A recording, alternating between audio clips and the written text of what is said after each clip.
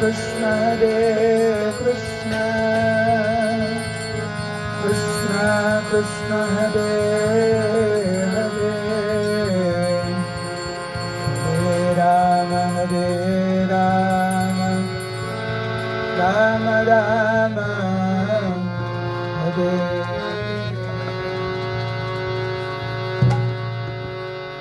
Hare Krishna, Krishna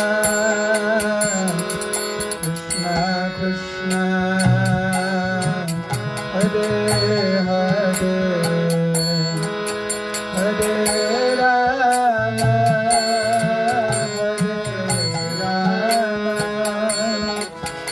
Rama Rama, Hare Hare. Everyone, please chant.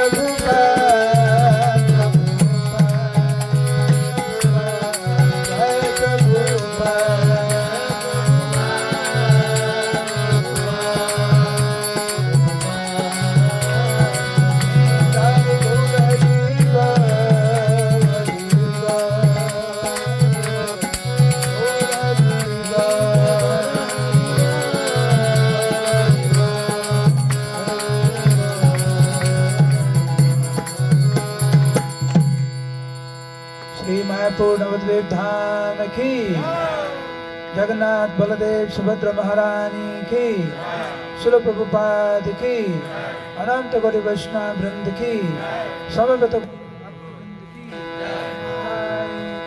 Anande. Hari Hari Jai. Thank you so much, Nadu Gopal Prabhu. Nadu Gopal Prabhu also one of our a senior citizen of Mayapur. How old you are when you came to Mayapur? 9, 10. Yes, 9 years old. Since then he is here. So, okay. Nama Om Vishnu Padaya Krishna Prasthaya Bhutale Smate Bhakti Vedanta Swami Niti Namine Namaste Saraswati Deve Gauravani Pracharine Nirvishesha Sunnavadi Paschapradeshitarane. So first of all, I would like to thank all of you for coming here to Niladri Vihar.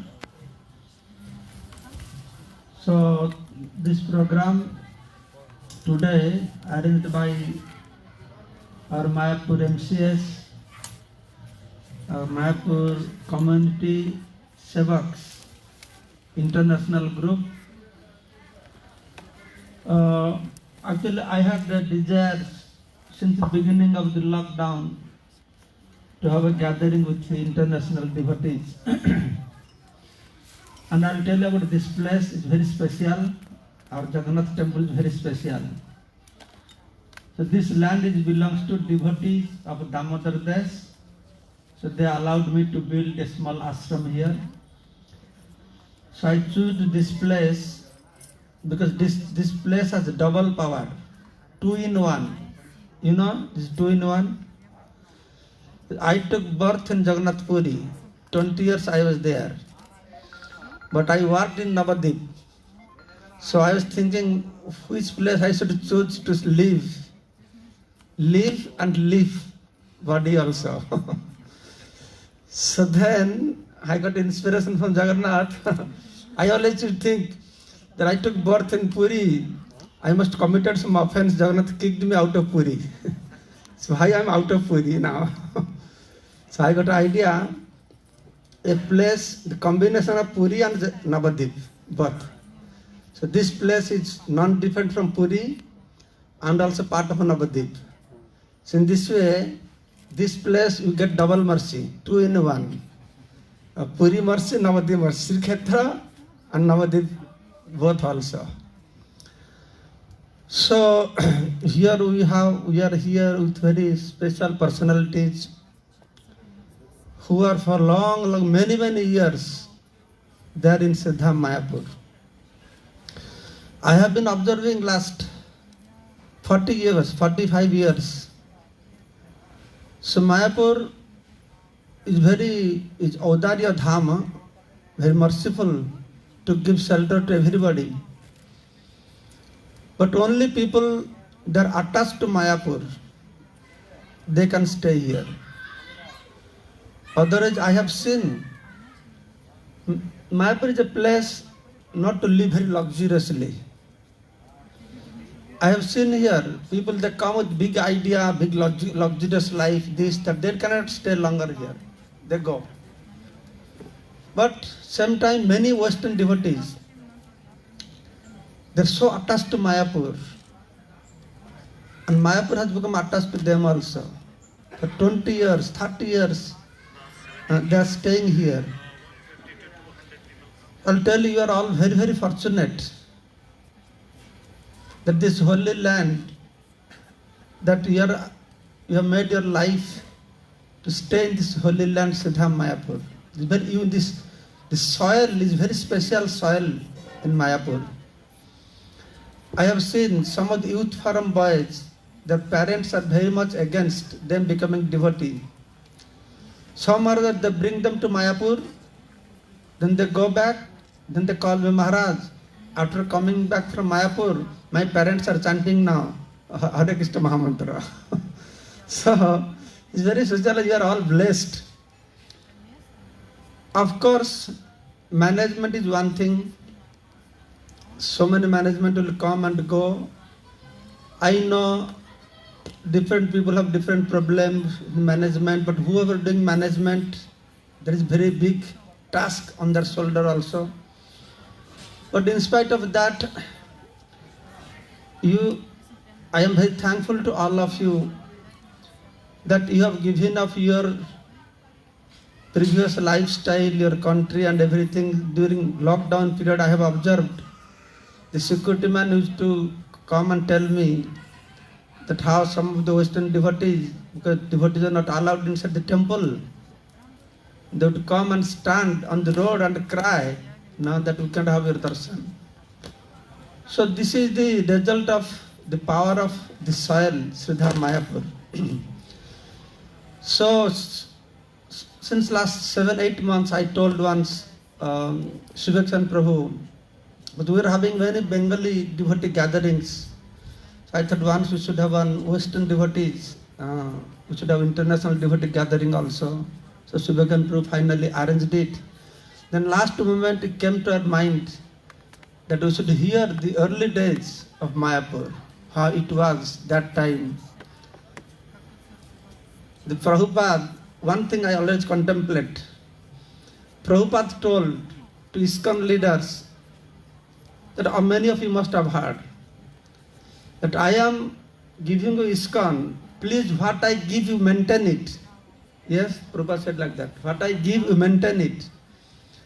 But for Mayapur, he did not say what I gave you maintain it. I have heard he told Jayapataka Maharaj that we must develop it. The kingdom of God should be developed. Now we see what Prabhupada left Mayapur with and what it is right now. Prabhupada's desire manifesting, and you all are integral part of this development of Sridhar Mayapur. Without all of your presence, Mayapur cannot be complete. Prabhupada's dream cannot be translated into reality. So we are very, very grateful. I will not take more time. Now Pankajang Janivas Prabhu will come also. Here we have with us Pancharatna Prabhu. You are all staying in different community, housing area. He is the founder of housing area, right? First house he built that, nothing was there, was paddy field. First house he built there, very remote place. That time, now it is very demanding place. That is a very remote place. It's integral part of our community. And Satadhanya Prabhu, long time, he has given his sweat, his blood to develop this Mayapur Dham. And here Nareswar Prabhu also. So he has so much attachment, whole family now engaged in service of Mayapur Dham. And I have spoken to some of Western devotees, how attached, even if they are not part of management, nothing to do, but they just like to stay in Mayapur. This is my goal, that's it. They are trying to become Indian citizenship also. They are so attached to Mayapur Dham. And I am very fortunate that I grew up with the leadership of these three personalities. I have worked under each of them. With Nareswar Prabhu, he understands who I am, how I work. So it is very pleasing to work with him. Pancharatna Prabhu for Centennial, for long time I worked with him. And one day, I saw Satadhanya Prabhu's biggest chela, his follower, working under me. I was working under him. Any DM, anybody, he'll take me with him. So they have fostered me like their younger nephew. So I'm very grateful to all of them. So now let us hear from their lotus mouth the early days. In the meantime, they are trying to put some projection here, the pictures of early days, so we can meditate on early days Mayapur. So we are broadcasting through Mayapur TV and through so many Facebooks. Thousands of people are watching. They're eagerly waiting to hear the early days of Mayapur.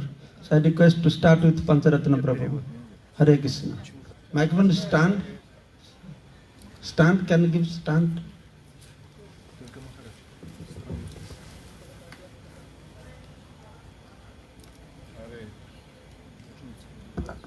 Hare Krishna. Hare Krishna. Sound Krishna, Krishna, Krishna, Krishna, Namaste, Saraswati Devi, Bhavani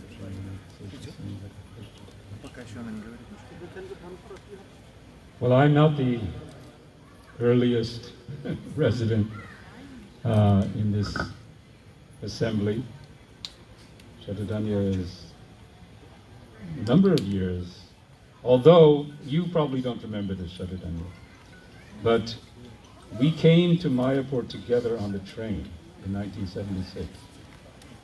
You were coming back from Japan, and you were going for the Danda.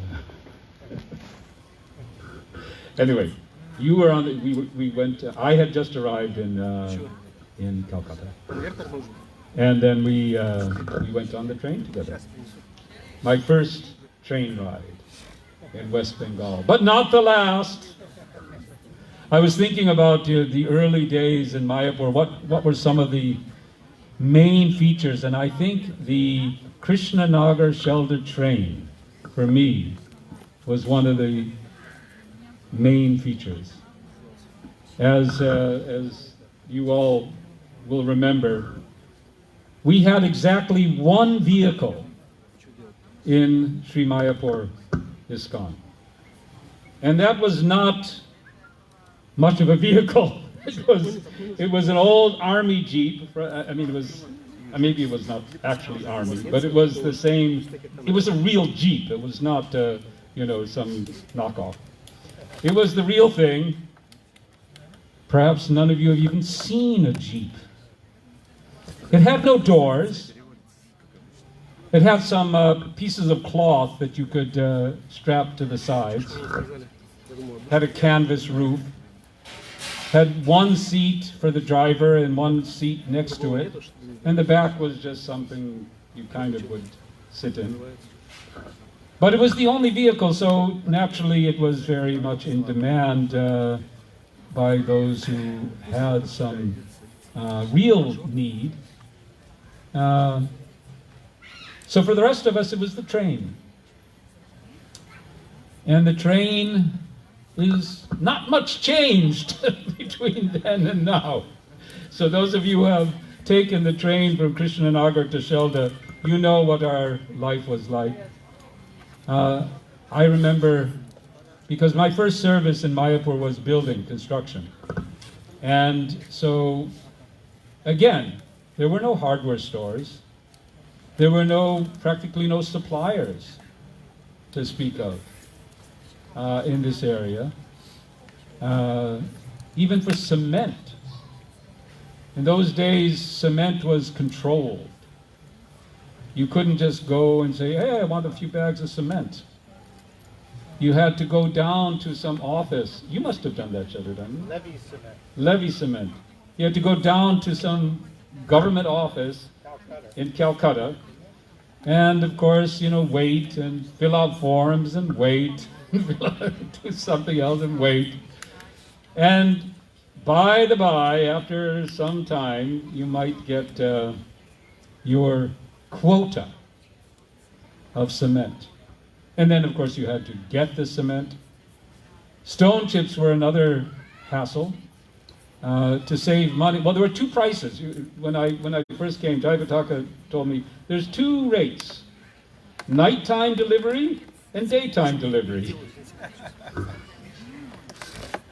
So nighttime delivery means they would go and steal it from the sides of the roads where the road construction was going on, and then they deliver it. But the best possible price we got was by train from Patur. And so we booked train loads of stone chips, and Bhakti Truswami that was his first service with me, was to release the stone chips in Krishnanagar. So you can just imagine, others will probably speak more about the scenery of Mayapur. For me, my recollections are mostly in terms of how apparently difficult it was, but yet it wasn't. I don't look back and think, oh, how difficult a time that was. because it was an adventure. It was a grand adventure. After construction, my next service was printing. And similarly, the technology was very, very basic. Nowadays, as anyone can print a book, they just take out their phone, practically speaking, and compose the book on their phone and send it off on the internet, and the next day they got a book. But it wasn't like those in those days. They didn't even have computers, typesetting. This was years later we got into that. Rather, the books were set by hand. I mean, no one of you have even seen this. Little pieces of type, little pieces of lead.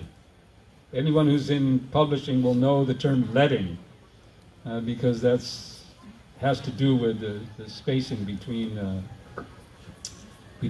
lines, which has to do with the size of the lead. So they would set this by hand, and of course filled with mistakes.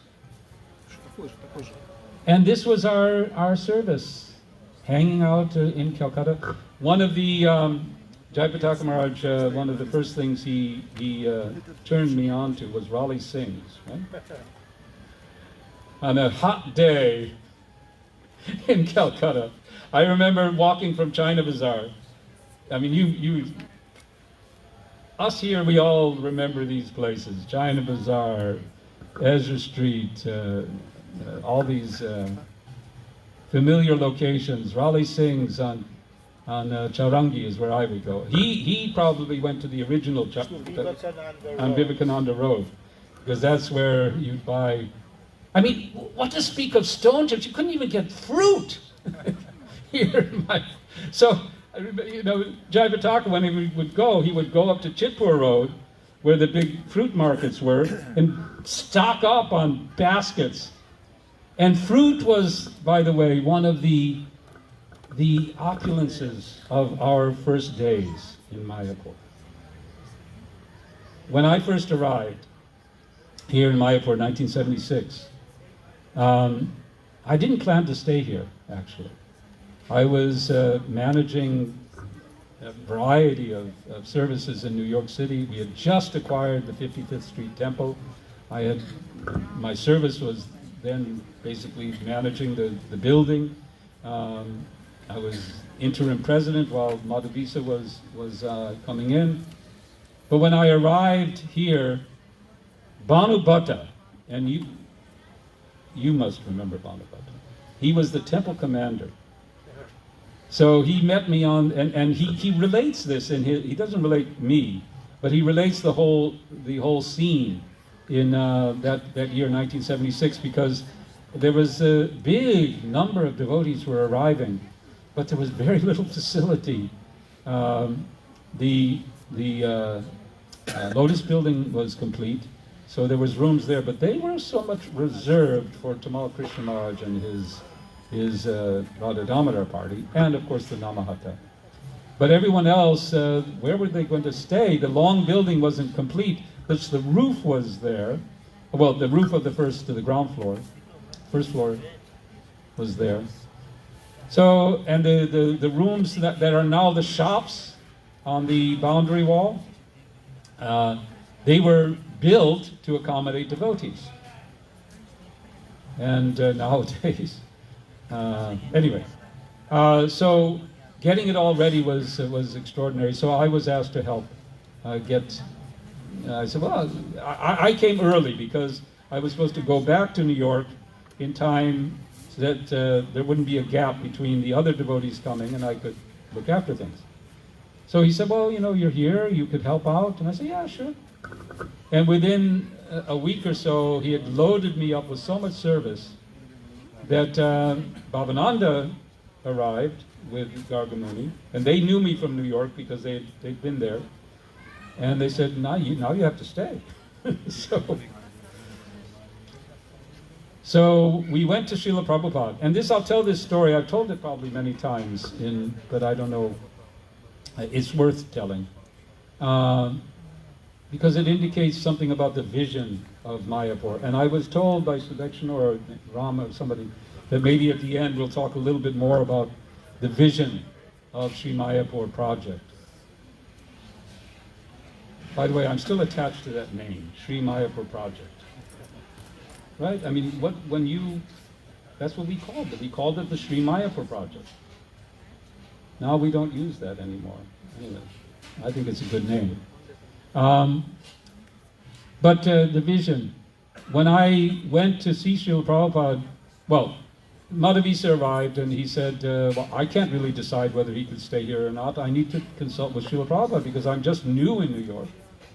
And we went in there, and the first thing that Srila Prabhupada had been reading or hearing some Indian news, and he was obviously very upset about the state of Kali Yuga India. You could see that, although I don't remember hearing the details. But he began telling us we can't expect the whole world to become Krishna conscious. We can't expect it. But at least there should be one ideal place. And by that I heard Sri Mayapur. The Sri Mayapur community, the Sri Mayapur project should be an ideal place.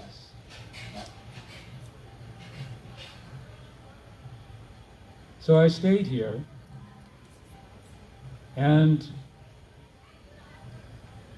somehow or other, by the grace of Srila Prabhupada and Gauranga Mahaprabhu, I've been able to make this home.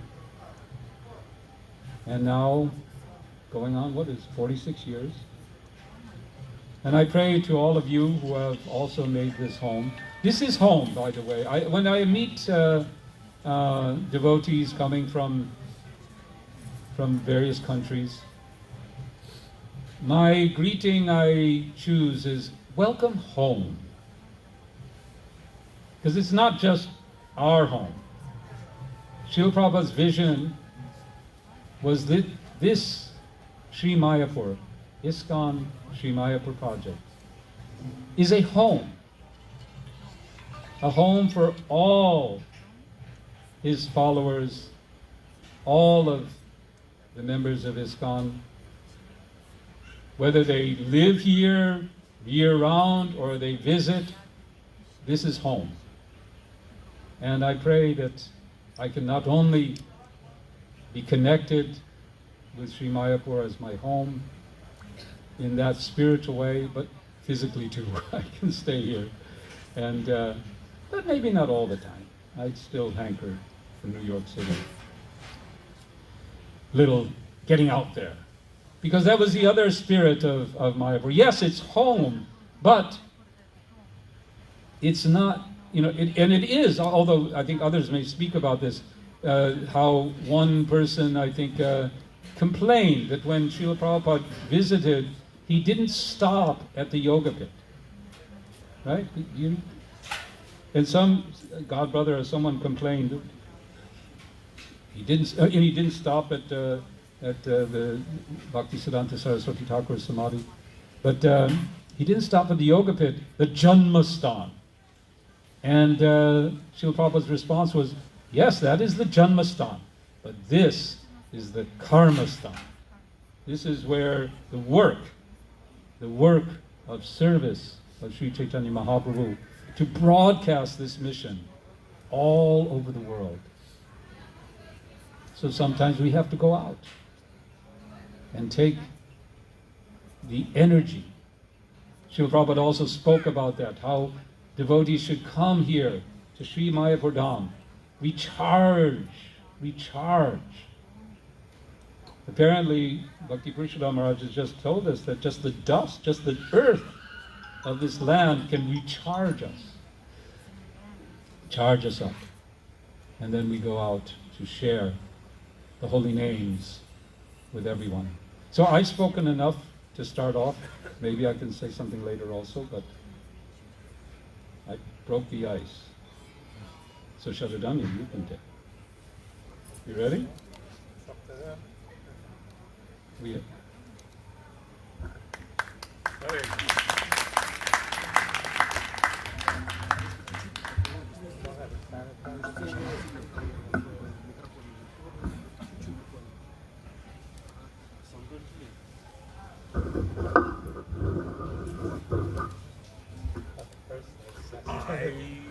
Hare Krishna. Hare Krishna. Hare Krishna.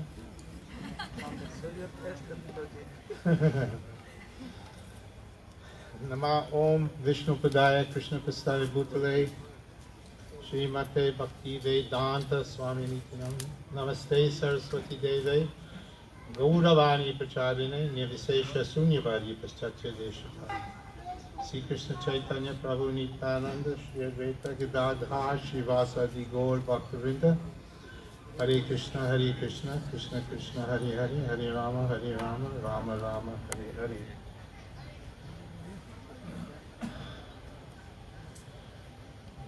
In the Mayapur temple,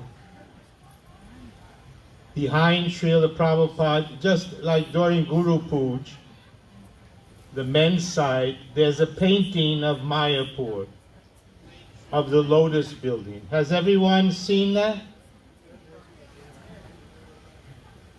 You've seen it. That was the building in 1973. It wasn't complete yet. After the Mayapur Festival, 1973, I don't know how many devotees came, maybe not many, definitely less than 100. But then they all left, and the construction continued, but Prabhupada moved into the building after the Dol Purnima, on the second floor, his quarters, you all know. And there was, when the dust cleared from the 1973 festival, there was 10 devotees, 10. And Prabhupada had told us that you should not fall below 10. But there was one devotee, I forget his name, only none of us would remember. He was a tall devotee. He was half Brazilian and half German. And he was the treasurer. And he used to be in great anxiety always. And he had a funny accent. And periodically he would say, I don't do it. I don't do it anymore.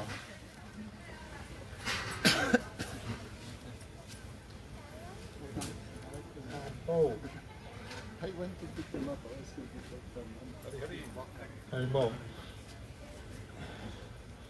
I'll just ask Jananivas his name. I'm curious to see. Jananivas, sit in the chair, man. Remember, I'm talking about 1973. The picture behind by the Vyasasan of the building, Prabhupada had already moved in. And we also moved into the building. I think you were not here yet, but you used to sleep on a mat behind the deities, wasn't it? Downstairs. Remember, there was only 10 devotees. Remember the treasurer, a tall guy? He was half Brazilian and half German. Panchajanya, yeah. So Panchajanya used to always say that he doesn't want to do that, he doesn't want to do that service anymore. He said, I don't do it. I don't do it anymore. I don't do it. It went on month after month.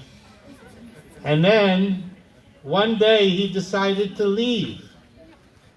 And all of us preached to him that Prabhupada said we should not fall below 10. But we did, it became 9. 9 devotees. And the whole building was covered in bamboos, like you see in that picture.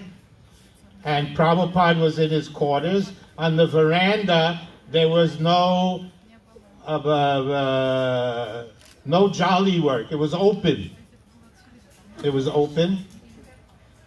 And one day, on the veranda, I remember being there. I don't remember who else was there, but Prabhupada came out of his room. He said, I have built these verandas so I can walk. Those, is it 12-foot veranda? Huh? I think it's 12 or something like that. So I can walk. Then, after a few minutes, he said, be very careful. They may try to kidnap the millionaire. He's the millionaire. And as there was only 9 of us, and that open building, dacoits, you all know what dacoits are, right? I even forget the English, highwaymen or bandits. Every night, the dacoits were on the road or on different sides.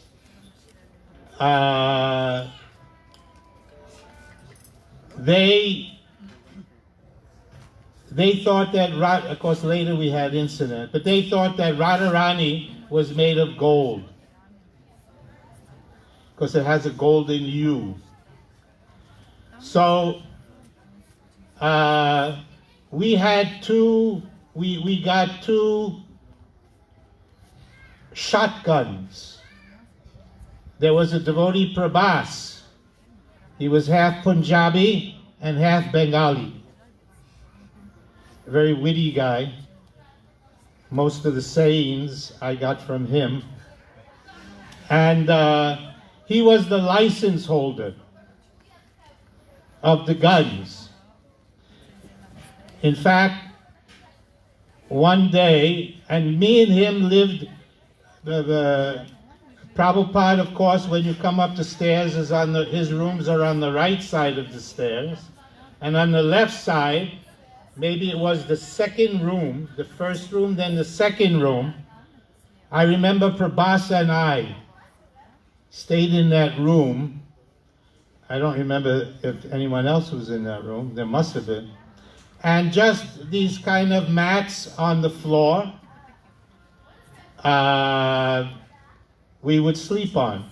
One day Prabhupada would walk up and down periodically. Prabhupada came in and he told me that when you get up in the morning, you should always fold your bedding and put it up against the wall neatly. I always remembered that. But on this particular day, Prabhas was sleeping on the mat. Then Prabhupada came and said, who's that?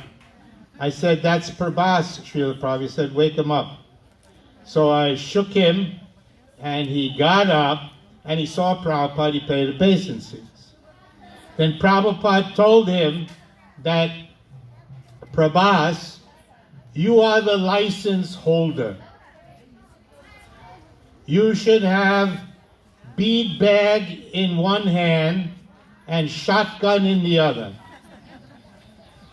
So shortly after that, we made a guard system. And we decided, I was a brahmachari at that time, and we decided that one devotee would stand guard with the shotgun all night. Wasn't the greatest wisdom of a decision, but that's what we decided. And as an incentive, whoever stood guard with the shotgun all night would get the whole evening Maha plate. There was a devotee here, Anakadundabi, big tall Englishman, and his wife, Brindavan Biharini, who was one of the, must be a cook from the Swarga, from heavenly planets. Even Prabhupada had commented, especially her cakes and desserts. So usually anyone that stood guard would share the Maha plate with the other devotees, except me. I would hide it, and I would only take it out. By 9:30, the place was dead. Everyone was asleep. And just me, the shotgun, and I would take out the Maha plate. And I tried my best to finish it, though it wasn't always possible. And I was so, I don't know what you call it. You become eating so much sweets and prasad, I was intoxicated. I would take it out about 9:30, and by about 10:30, before 11 o'clock, I was just falling asleep. And what the dacoits really would like was that shotgun. That would be the greatest thing for them to steal. I even remember, and this is true, walking on that first floor of the Lotus building with the shotgun and bumping into the wall. I was and hallucinating. I would look up by the front gate. We didn't have a front gate. There was a bamboo gate. And I don't know if I was hallucinating. I would see people. I would see dacoits. It was a very precarious situation. Then, shortly after that, Jayapataka Maharaj, with his great brain for organization, decided to make two teams, the Arjuna team and the Bhima team. And each devotee would stand guard for several hours with the gun. And, or by then, we put a gate on that first landing to lock off Prabhupada's floor. So in any eventuality, he would be safe. And since we discussed that the dacoits would want to steal the shotgun, in that bottom floor, which is now, I don't know what it is, some manager's office, Naru, what is that? The first room on the left when you come up the stairs. Yeah, some manager, general manager, whatever's office. We put one devotee, we put a grill on the window because there was no grills on all the other, there was no anything. And his name was Rasa Parayana. He was African American, about 6'3", very muscular, and he was a Kshatriya by nature. So we locked him in the room with the gun, and one night I heard and saw some figures in the field, and I went to wake him up, but he would sleep so soundly, he would never get up. So from the next day, what I did is I took a piece of rope and I tied it to his ankle and took it through the grill window. So if anything happens, I can pull him and get him to open the door with the gun. And anyway, subsequent to that, Jayapataka Maharaj made the two teams, Bhima and Arjuna, and we would take a couple hours or 2-3 hours or more each. So by then I was of course, on the second floor, same floor as Prabhupada. And again, there was no jolly, no closure of the walls. And the next floor was totally a construction site, the third floor. And so on this particular night, I had the duty from something like 11, 12, 1, 2, like 11 to 2 in the morning. They used to call it like the graveyard shift.